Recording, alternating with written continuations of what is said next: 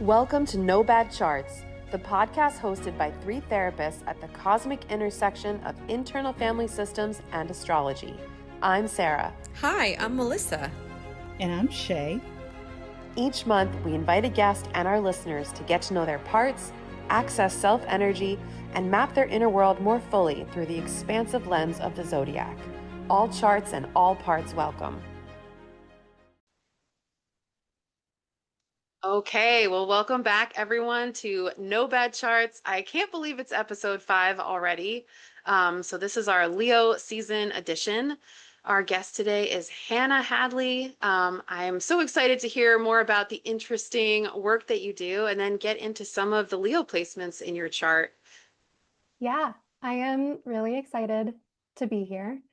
A little background on me. I've been doing professional animal communication for 5 years now, and I've kind of shifted over the 5 years. I just celebrated my 5-year anniversary last week. Yay! Toward like full time in the Bridge to Connection universe, which is the name of my small business. So I was a choir teacher, a middle school choir teacher first, and I worked in the church scene as a musician, pivoted toward clinical counseling, and then in the midst of that pivot, discovered my little corner of the universe in animal communication. So July, this month that we're recording this in, is my last month as a therapist. Wow. And I'm like on the verge of embracing all of this interspecies chaplaincy-based work full-time. This is so fun because we interview witchy therapists on here, and like you literally are the overlap, and we're actually meeting you at a point of transition, which is liminal and fun. Mm-hmm. Yeah, that is so exciting. And I don't know. I love that that's like in development for you. Feels like a big, important, like next chapter. I have felt on the brink for like a year and a half. So it feels, Mm, I almost feel like just conscious me is catching up to like every other part of me, but it feels relaxing, like it feels relieving. So that's my cue that yeah, it's correct. right. I love that when like, yeah, your parts have sort of been like working it out in the background. And then in that moment where it's like there's some clarity about, oh, this makes sense. And then every other part is just sort of in alignment, like, oh, yeah. We can settle in, we can trust. And it's okay to be visible, like even when you are working things out, a lot of that stuff's been coming up. Yes, which is such like Leo energy themes too that we're going to be talking about, like the visibility and all of that. Yeah, well, that's fascinating. Okay, it's interesting too to me. Melissa and I were chatting a little bit before we got on, just the fact that by the time this episode comes out, we'll be in Leo season. But today, as we're recording it, we're actually still in Cancer season. And so, like, I woke up this morning and I'm just like, oh, like, why do I feel like, oh, this like existential sadness? And like, this is our Leo season episode. Um, but it kind of reminded me too of like this next year of Jupiter in Leo, and Jupiter has already moved into Leo, right? So I kind of imagined Jupiter and Leo being like, that's all right, like, let's go, like, let's move into the Leo season energy. So I also like, as you were talking through like the timing around this for you, I'm thinking of that also as like this supportive, like, yeah, like be visible. It's time, right? Like when you feel, maybe we don't always feel like perfectly confident, but like confident and courageous enough that like, yeah, this is like, I'm ready. I'm ready to be vulnerable, right? Like I'm ready to be seen and put myself out there. I'm not the only one going through that, right? No. Okay, great. Yeah, I feel like what has been happening a lot in the last couple months is I'll experience something with an animal or a family with their people in a session, and then something very similar will play out in my life personally like a month later. Mm, And a lot of it has been around the like embracing that all timing is perfect in some way, even if it's uncomfortable, and that all of the shadow work involved in just being visible and seen is for me, and it also affects other people, but that's not my responsibility. Like all of the timing of that has just been bam, bam, bam. And this retrograde yeah. period has been like not so. Yes. It's been an interesting interesting Cancer energy this season in particular with the retrograde being in the sign and yeah, just a lot going on. All right, I want to lead us into our parts meditation actually because I'm feeling excited like some of the things you said to look at in your chart. I'm like, "Oh, like I want to connect to that." But before we do that, yeah, let's actually it's a nice segue because those parts of us that need attention again like have a lot to do with vulnerability and visibility. So I'll invite us all to take a moment to just check in, maybe even tuning into those parts that you might notice them in different ways. Some might be parts that are like, oh, like I'm excited, I want to be seen. I can't wait to like jump in and take up some space.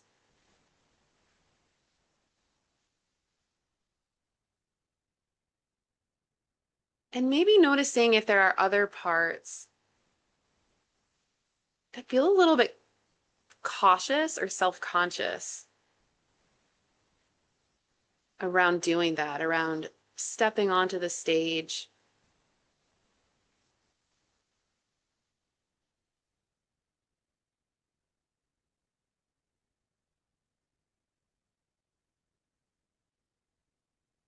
And tuning into maybe there's sort of this dance inside between the part that really wants to step on the stage and perform a solo, be in the spotlight,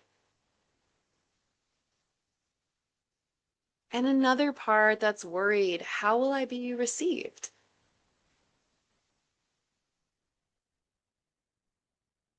What does it feel like when all eyes are on me?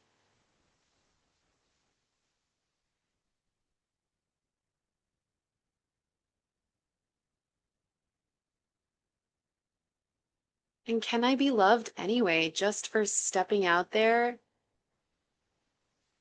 and showing something authentic, even if it feels really vulnerable?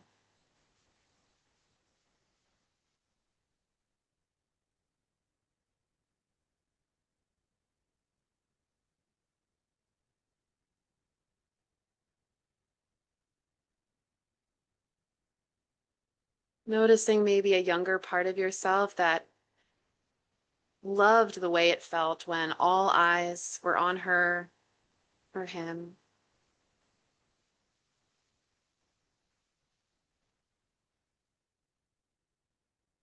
or a part that maybe was afraid to ask for that.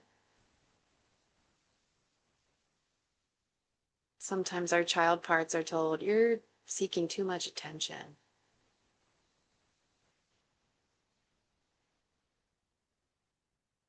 But this time, as you're sort of visualizing this part of you on the stage that's like, all right, it's my turn. I'm going out there.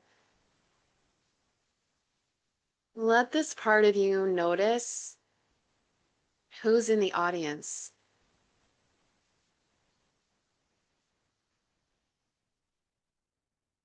Seeing that there's a sea of supportive, loving, maybe other parts of yourself watching, maybe you watching, maybe loved ones who've given you that unconditional, positive, undivided attention through life.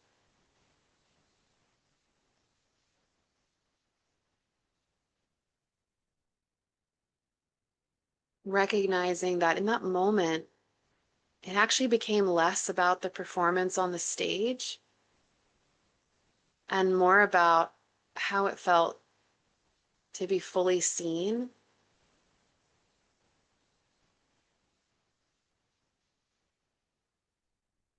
to feel the love emanating back, the appreciation,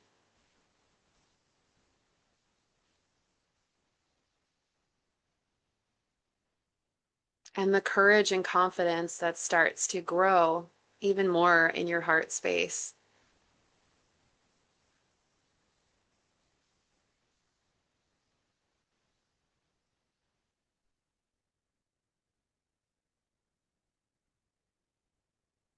Before we shift out of this beautiful moment,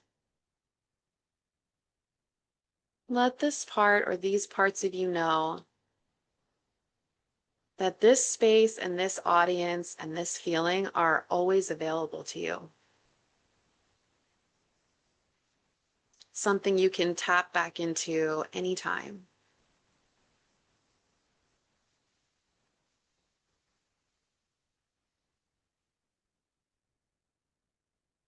Now imagine this part taking a bow, the curtains close, flowers are being thrown on the stage, and it feels amazing.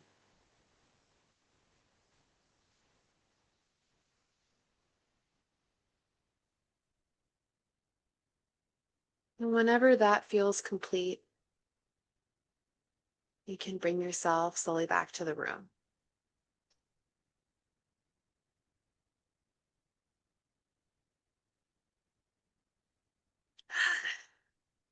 All right. Anything come up for either of you, or maybe your journey took you in a totally different direction. That's fine too. I haven't thought about this in a while, but I basically was taken back to my senior voice recital of undergrad. Mm. And it was a really, it was, let's see, that would have been May of 2017. And the program that I was in, it wasn't required that you did a senior voice recital if you were an education major. But I had gone through the student teaching. I had made all these connections. I had worked at so many places. I really wanted to do something for fun, just like make music with my friends, basically.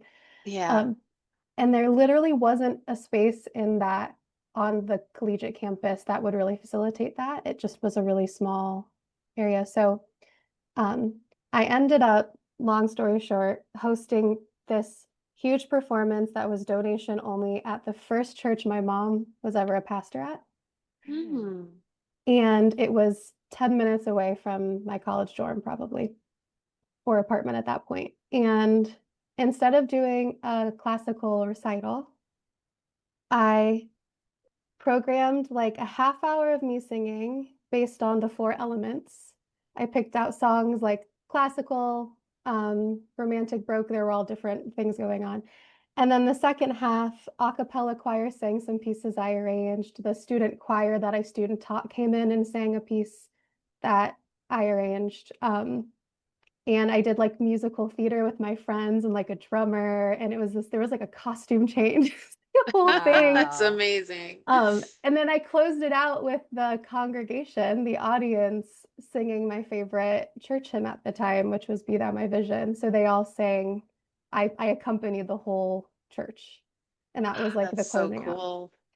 And it to me, looking back, I'm like, that seems pretty Leo rising and Leo moon of me.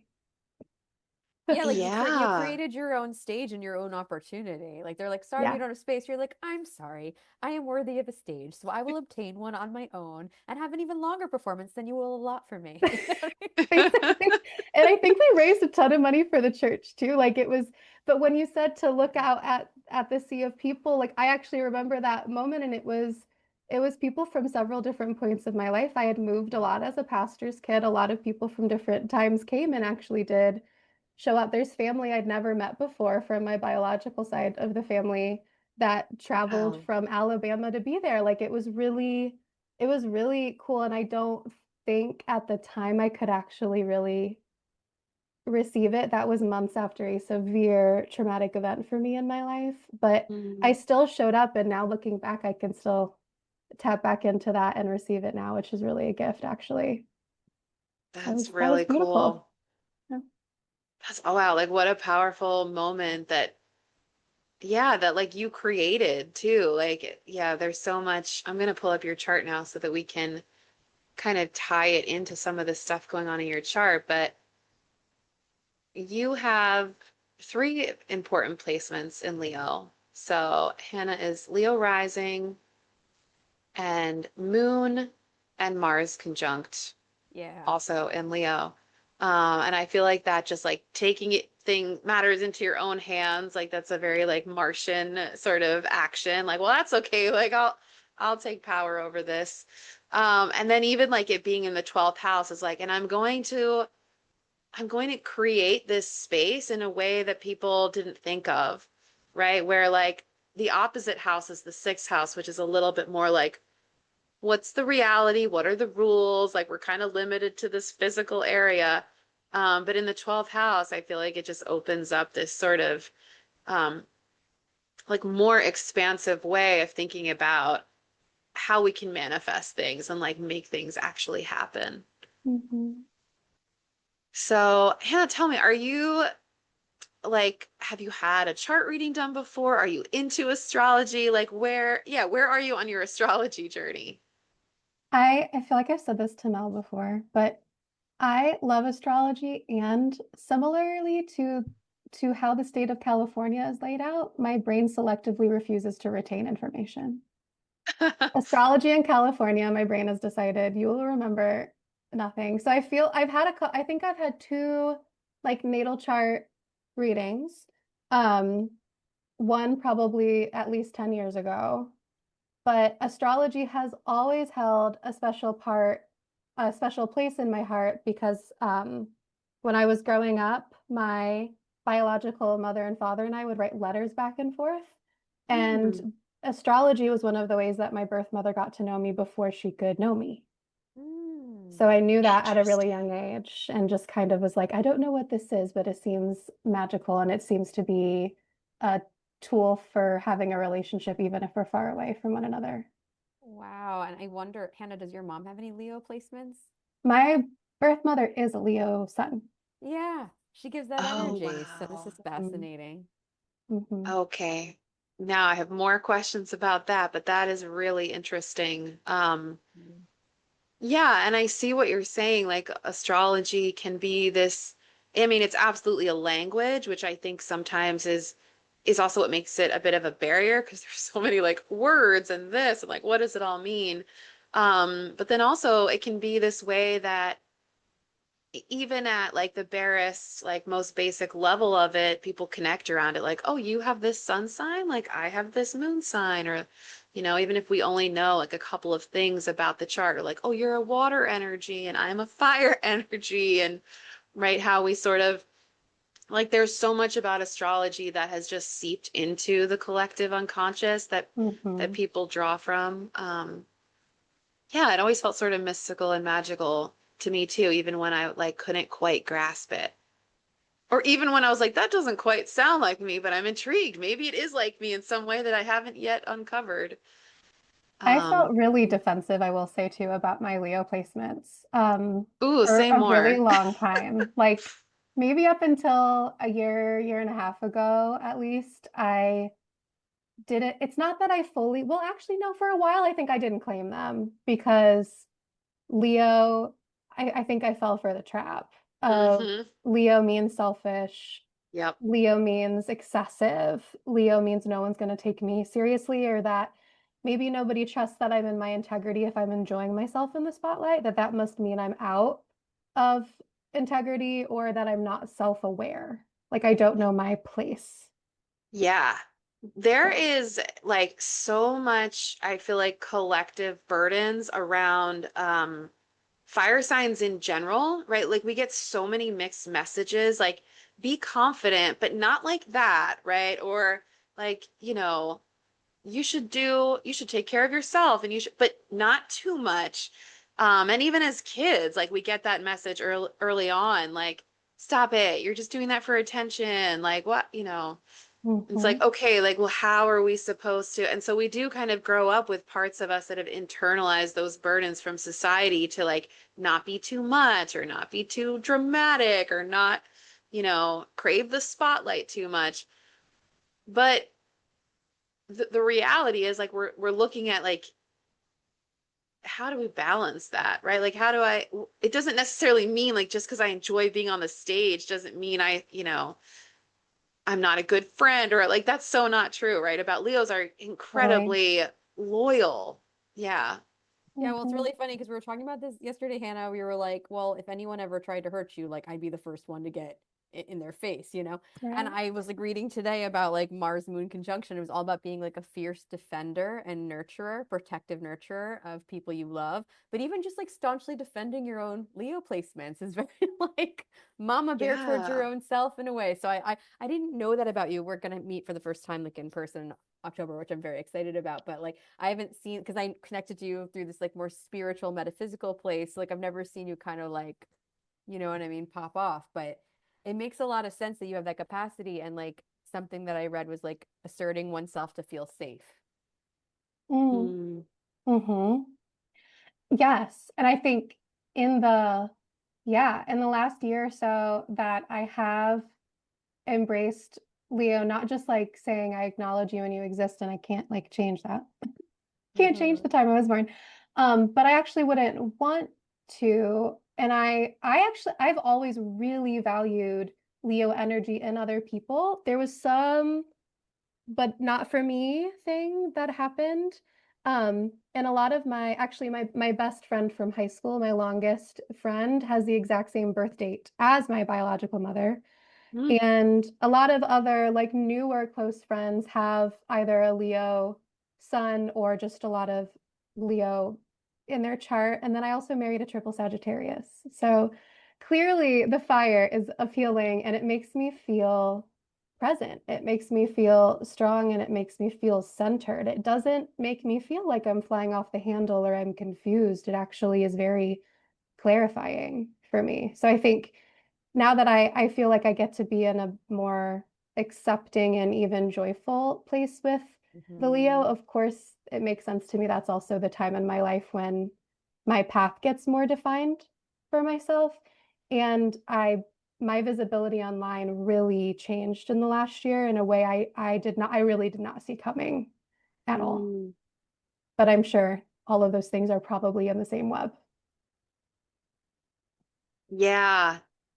Yeah. It's interesting too. Like I'm thinking about how like these placements for you, the moon and Mars and Leo are in your 12th house. And with the moon also like we're looking at parts like their conditioning from like early life relationships and like what was reflected back at them. And so like I'm thinking about any messages that you might have received growing up around it's almost like this paradoxical thing of like the Leo little girl parts are like, I want to be seen. But in the 12th house, they might have received the condition of like, well, keep yourself a little more hidden or like be a little more fade into the background a little bit more. So these kind of like conflicting things where there's something in you that actually wants to be out there. Um, and yes, I'm kind of curious, like, what were your relationships like in early childhood? And also, I feel like with Mars there too, I almost get curious about like a competitiveness in a way. Like, well, this person gets to be the star, but like I don't, or something like that. That's actually funny based off of something that came up in conversation last night. So I'll say that first before I forget. I was telling my wife last night, I recently became re-obsessed with the Hadestown soundtrack, um, Oh, the musical. And my favorite song from it is called Flowers, and I'm pretty sure it's Eurydice. I probably shouldn't say too many things because I don't want the theater kids to come at me if I get everything wrong, which I respect because I think Leo is the archetype of the theater kid actually. But yeah, very much. I was singing it, I was playing it, I was learning it, and it was really moving me. I looked up a couple different performances and how people perform it differently, and I was just thinking and said out loud, I've never actually been a lead in a musical before on a stage.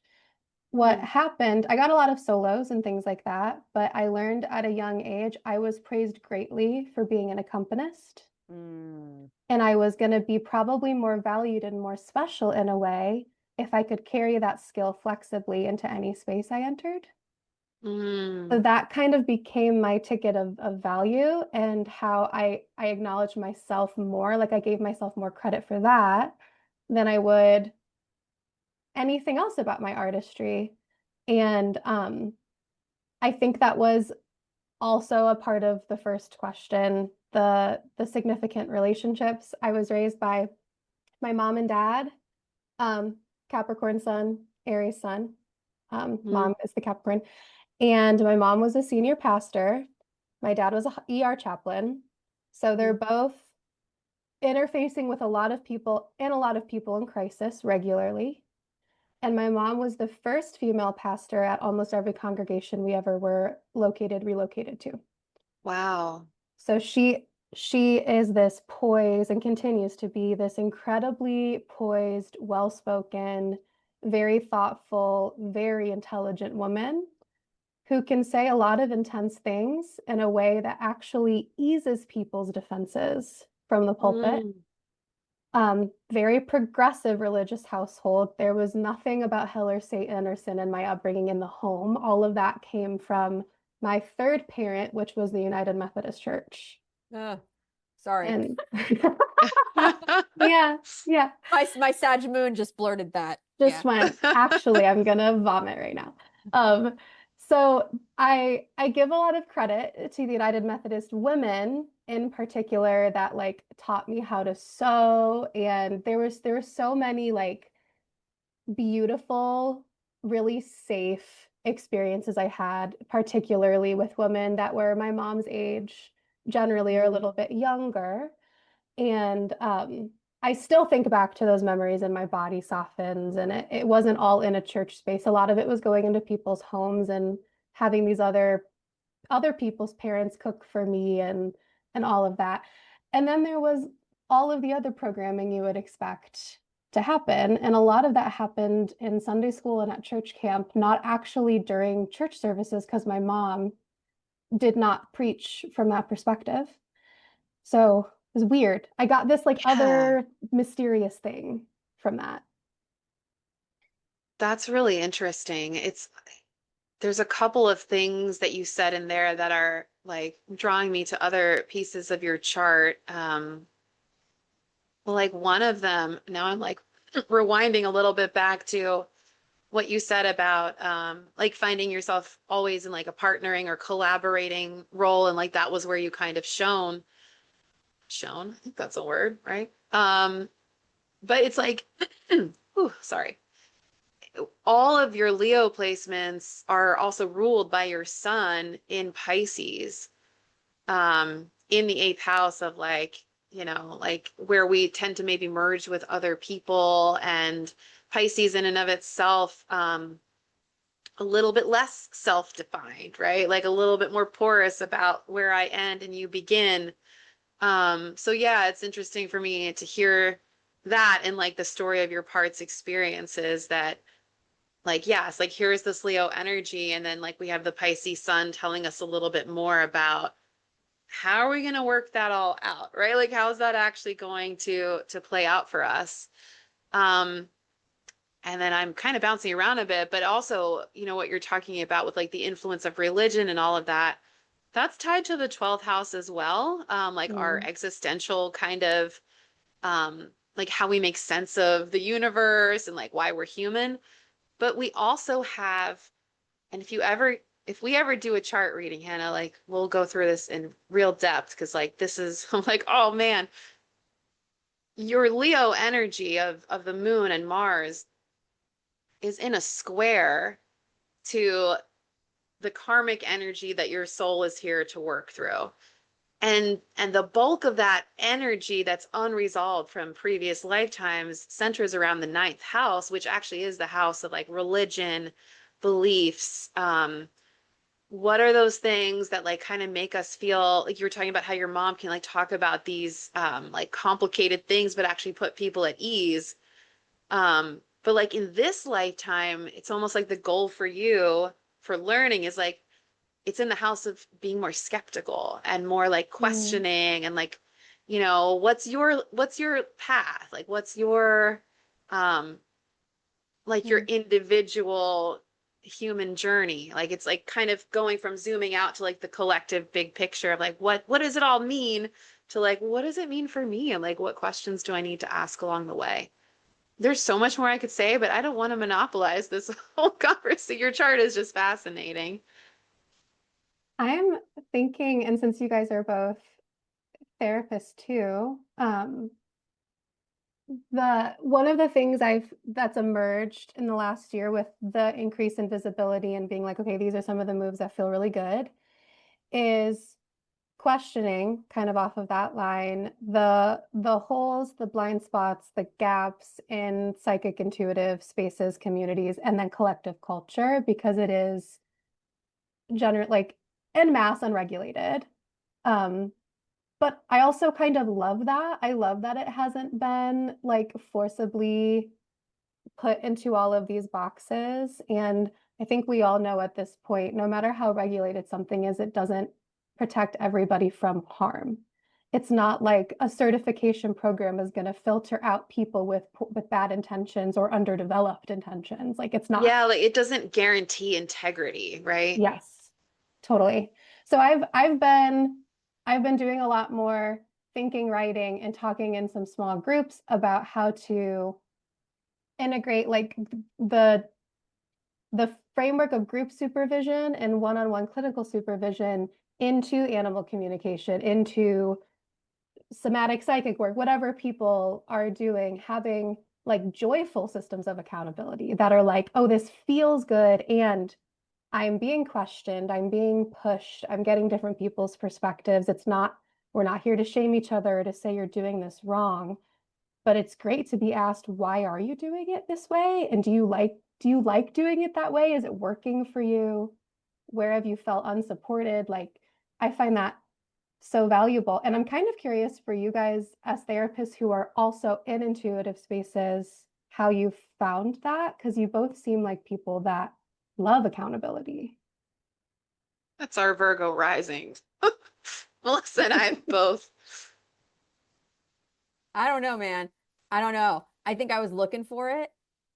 I think you all know, maybe both of you know, maybe I had a psychic mentor who was also a therapist, and then there was an ethical breach, and I got really hurt. And I was like, even fucking therapists who are psychic, fuck everybody. I got to a place where I was like, I don't trust anybody based on their role anymore. I trust them based on my experience of them. So I stopped Mm. trusting authority. So for me, it was like, we're all our own expert. We are our own authority is really like the way I like to go with it with people, which is like, I don't care who this person is. Does it feel good to you? Do you feel safe with them? Do their words match their actions? So like having to get really, really granular about like what's actually happening, you know, Mm, taking it out mhm, of systems and putting it more, but then like that can be so individualistic and lead to mistrust. So I'm also still trying to figure out, do I belong in groups? What does a collective situation look like? And we're so lucky to be in the Witchy Therapist Facebook group. I think all of us, right? mhm, There's some lovely friends I've made in there. Stephanie and I are going to be collaborating. I collaborate with Sarah. I've collaborated with you, Hannah. Like anything where I meet someone that I trust them, I feel like we co-create a shared ecosystem. But I still don't know. And I think I'm fascinated by what you would create, Hannah, where there's like a system of checks and balances with love regulating the spiritual, metaphysical, meeting the clinical. That is so cool and really so needed, honestly, like to have some sort of, but without being dogmatic, because I have a Sag South node. So mhm. how can we have a system without being rigid about our system? It's the question, you know? I also don't want to single-handedly create the system only from my perspective, because that's like doing the same thing as Right, Christianity, as any other governing body. I'm also a white woman, so I'm not right. gonna, yeah, there's so many layers to it. But I think there's, if we can do it like how a forest functions, we can Mm, figure that out, or probably any other ecosystem, but the forest specifically has a lot of medicine and input around actual community where it's not, we all have to be comfortable. It's we all first have to have exactly what we need and know how to identify what one another needs. Like we're all sharing each other's language so that we can send help and we know how to help each other. If we could figure out how to do that, I'll let you know. that's my But BB's Venus in Aquarius speaking right now, or Yep. Mercury in Aquarius. Because I'm like, honey, you've lost me. Like, but that's what I love about Hannah, because Hannah and I meet there, but then she also can just get way more fucking astral and way more metaphysical. And then I just am like, cool, baby, talk about the trees. Tell me what's up. Like, I wouldn't have naturally gone there next, but yeah, that's it. That's it. So we But we the can we count on you to bring that in. yeah, and like It's interesting in your chart too. Like I see like just from this, short opportunity of starting to get to know you a bit, Hannah, like this dance between the 12th house and the 6th house. Right? Like there's so much expansiveness to the 12th house again, where you can kind of zoom out and like see possibilities that other people weren't seeing. But then Yeah. you also have this like Venus in the 6th house that's much more it's like you zoomed out and you saw Earth and how it works. Do you know what I mean? Instead of like Mm. other people's 12th house will zoom out and like it's not wrong, right? But for them, they're looking in a different direction. Well, the cosmos is like this, or well, but when you zoom out, you still have like your Venus and a couple of other things, Neptune, Uranus there in the 6th house. So it's kind of like doing it to figure out, well, what do we need here on Earth? 6th house is also, I don't know if you know this, but like connected to animals and pets and like those systems as well. So I sort of see like Aw. you have this like transpersonal dance where like it's spiritual, but it's also about like how do I bring that to Earth in a way that's real, that's useful, that supports other people. Like the 6th house is also about mentoring, right? Like how do we all kind of like you're really Mm. kind of talking about like how do we create even if it started with thinking from your ninth house of like rules and like like things that we might need to put in place. The heart of it that I'm hearing from you is about like, well, how do we like create spaces where people who are like-minded about these things and want to approach it, and have like a shared set of values sort of come together. Yeah. Because you're right, like at the end of the day, like we can't, there's so many like people who have such and such certified, right?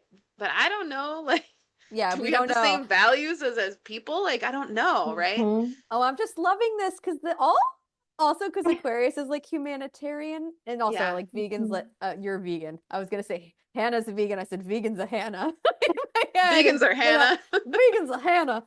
And but like, thinking about what's benefiting the collective, but then also like Venus is the planet of love. And like when you're doing this animal communication, it is so heart-centered. And then your Pisces eighth around collaboration is like super deep. Like you have all of these people that you're teaching courses with, right? And leading Mhm. sessions with. But then also the eighth house is all about, again, like mediumship and the Hmm. other side and like the veil is thin. And so it's really beautiful to have an eighth house Pisces and like a 12th house moon for like that psychic connection that you're having.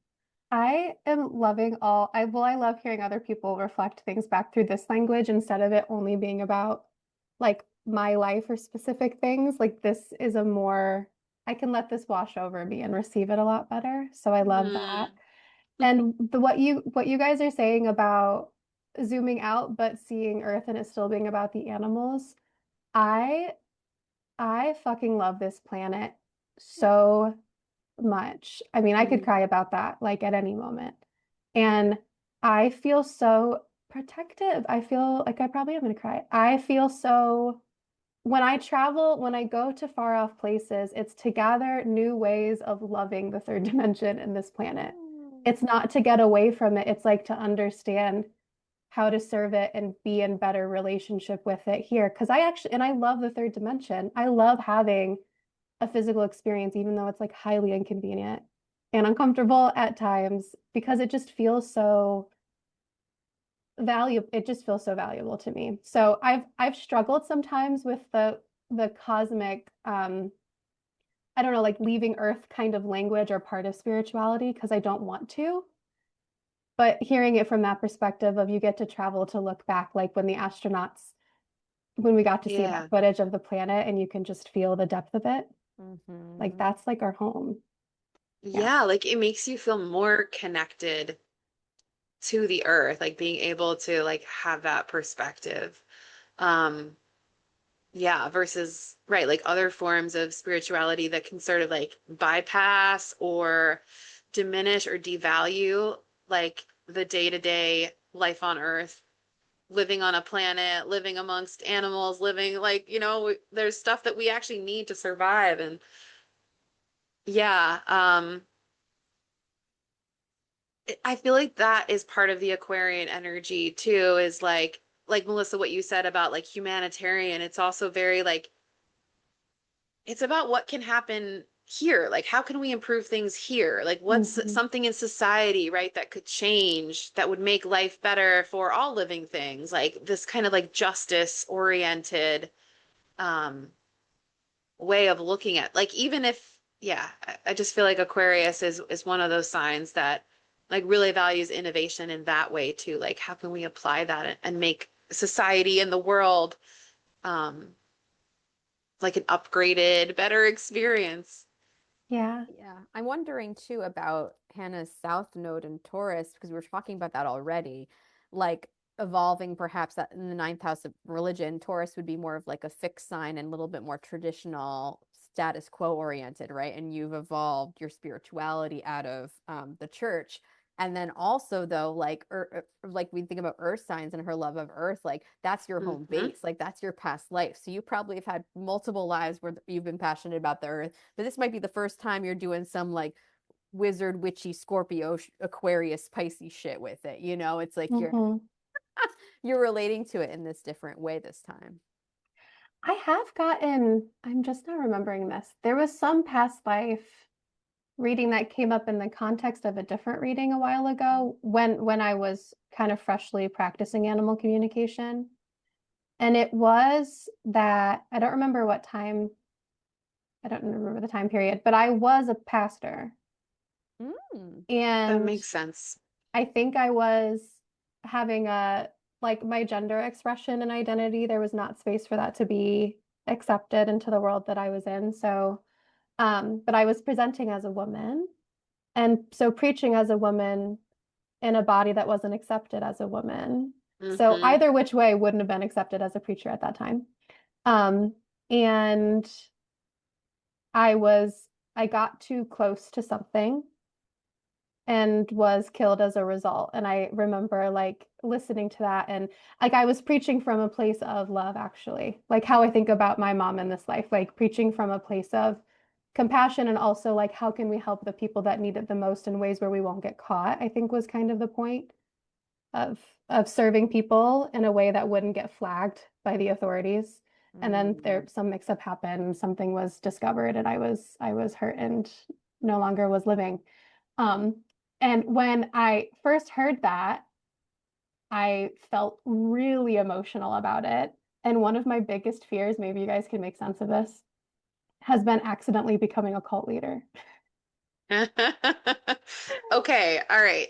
Like, as you're talking, there's so many pieces to this, but yeah, it could have felt maybe in a past life that their ninth house could be a cult leader vibe, right? But the other thing is like that Venus in Aquarius that's in your sixth house, that like humanitarian part who's maybe even like doing things or like pushing a social agenda that's on like outside the comfort zone, I would say, of like society as it was.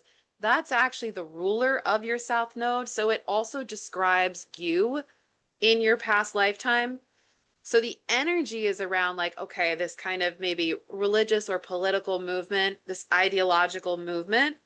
But then the you that's represented is this one who's like, again, like kind of on the fringes of society or maybe even exiled or, right, Mhm. just kind of like outside of the norms. And then I don't know what this thing is that was discovered and that led to all the chaos. That the chart to me doesn't give that much information, but we can see that this is also opposite. Good grief. No. Cringe. Print it. Yes. All Print right, my chart. Mercury. Very funny, Mercury. Very funny. Um, but it's Retrograde. opposite this stuff in your 12th house, which is also the house of things that are hidden or kept secret. Um, and it's almost like if it's your moon and Mars, it's like people, the things that you had to keep hidden or kept secret were like, these are my true needs, these are my true intentions, like with Mars, like this is what I'm planning, this is what, Mhm. like acting from like your actual like core needs. And so like when we look at the chart again from a this lifetime perspective, you still have those placements, right? So they're important. It's still like energy that your soul is working on. Um, the only difference this time is it's kind of pointing you more towards the third house and Scorpio and saying like, hey, like let's kind of adjust this so it's less about this bigger religious, ideological, philosophical, political movement or whatever, and more about, again, like this more individual, what do I need to do in my neighborhood versus like, this is the Mm. way the world is. It's like, what can I do in my communities? What can I teach people? Actually, teaching out of school is a very third house thing to have done. So like throughout our lives, I find that like we tend to like try on these different pieces of our chart expressions in different chapters of our lives. But Mhm. like that Scorpio energy of the North Node is like dig a little bit deeper, get a little bit more psychological with it this time. Actually be a little bit less trusting, like, More which Mhm. sounds discernment. ironic, but yeah. I'm questioning too. Isn't the third house also like divination and like spiritual practices, like on the day to day, like the On the rituals? day to day, yeah, it can be. Yeah. Which that, yeah, that's definitely become more and more a part of my life, like daily ritual as a kind of more of a necessity, actually. And I loved being a teacher in a public school. I loved it. I love those Hmm. adolescent weirdos. I would defend, I would defend any of them with my life. There were other things at play that made that challenging. A lot of the like administrative things. I was in a particularly um like high discrimination school corporation. Like there were a lot of those kind of things circulating around it that made things difficult. But I felt really empowered as a teacher, and I loved collaborating with young minds. And that's been another thing I've been thinking about with this next leg of my vocational mission journey is how to expand things to include many generations at once, Mm.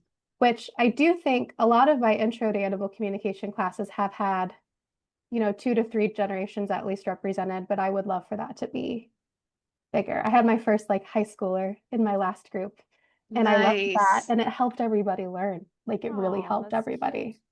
Yeah, This is this like is such a definitely. random side note. I'm going back. I don't know why. My retrograde Mercury is my chart ruler. I'm sorry. But I'm like, you had to have been in a past life with your mom, who's a pastor, because you're naming that you were a pastor. I don't know. I'm feeling such a strong energy there, but I have no proof of it. But that's it. And I've always felt so, my adoptive family is my family. And I felt Mm. that way my whole life. I love them. I feel very loved by them. I felt in many ways very protected by them too. Like, Mm. I haven't met a lot of adoptees that were like white children more locally adopted into a white family. So there's that like passing as being biologically related thing that not all adoptees have. And um, but yeah, my I've always looked up to my mom and felt very comfortable, very, very comfortable with her. So I'm sure without a doubt we were in lives together with my dad too. And a lot of Mm. his chaplaincy stuff I think is actually emerging through my work and inspiring me now in a way that I didn't connect with as much as a young kid. But now it's so inspiring because he just has the soul of a chaplain. That's incredible. Yeah. Wow, I'm also just kind of like noticing, and I don't know that this means anything other than that it's data. Like, you're our third guest in a row that's adopted. What do you think Oh, it is, really? Melissa? What? Yeah. Wait one fucking second. Yep. That means Greg Greg, and then Joe, Joe. I didn't and Hannah. know that it was Greg too. Okay. Yep. Does And he adoption also has a show south node in the ninth house, so I don't know what this all means, but I was I mean, gonna it kind of ask if makes there's sense, like but a yeah. placement. Are there like common placements for adoptees? I haven't studied it that much, but I did, when we did our Gemini season episode, he had a south node in the ninth house, which again is about like long distance and stuff. And I think the way I had sort of explained that story was like he lives very far from where he grew up, and he grew up very far from where he was born, like this like movement throughout life. And like Hannah, you also described you guys moved a lot because of, Mm-hmm. your mom's line of work and all of that. So yeah, that's interesting, and that's not even necessarily always a shared story among adoptees that like they've moved a lot or um but yeah, that's one commonality. And then Joe also had a 12th house moon and a couple Mm, other things in the 12th house. So again, it's like the 12th house, like this house that's maybe more obscured, and like the moon being about your early attachment experiences and all of Oh, that. And like, wow. yeah. So Yeah, like the interesting. I'm just putting hidden this together unknown. now, but that Yeah, is like really, yeah, I'm gonna check in with my other adoptee friends and be like, real quick, pull up your chart. yeah, so Um, I bet someone has done some like yeah, qualitative research on this, but totally. I've wondered if it's helped if all of these pieces with the adoption history, I really wondered if it's helped me with connecting and gaining trust really quickly with animals since in a lot of these sessions like they don't really know me. The human in many cases doesn't know me either. So there's a lot of trust on the front end of that. We're talking about potentially highly vulnerable, intimate things yeah, online, which is also really vulnerable. for And sure. I can feel the trust from the animals, and I do not take that for granted. But I've wondered if like I know what it's like to not have control over where your body goes when you're born, and that is Yeah. really scary in many ways. And you also had to learn, your body had to learn before verbally you could how to receive like love from beings that you didn't have time to vet, right? Like you didn't have time Mm. to discern um, and how intense that is. Now I want to read all Wow. my animals charts too, but I don't know their times of Yeah. birth. So yeah, that was so cool. There's that pet astrologer, and I wondered about doing some pet astrology, but you can only, I think, know like um the time of birth of certain pets, right? So that's the challenging part of hmm it. But yeah, I love the fact that there's people out there trying to do that. Yeah. hmm I created a perfect chart for my cat. I only know roughly like what her birth months are, but it was really fun to even pick like the time of day based on like what my daughter and I did it together, like what we think her rising sign might be and like going through her chart. There's only one cat that I know exactly when she was born because um my daughter's Nana like delivered her, like was there with the mom when the kittens came out and like knew that it was like 1:41 a.m. I was like, yes, we have a chart. But yeah, it's fascinating. Um, Hannah, thank you so much. This was a really cool kind of like loop through from like the Leo energy into like that connected Pisces sun and like the rest of the story that's sort of yeah, like indicated in your chart. And just like really lovely getting to know you too. So thank you for sharing yourself with us.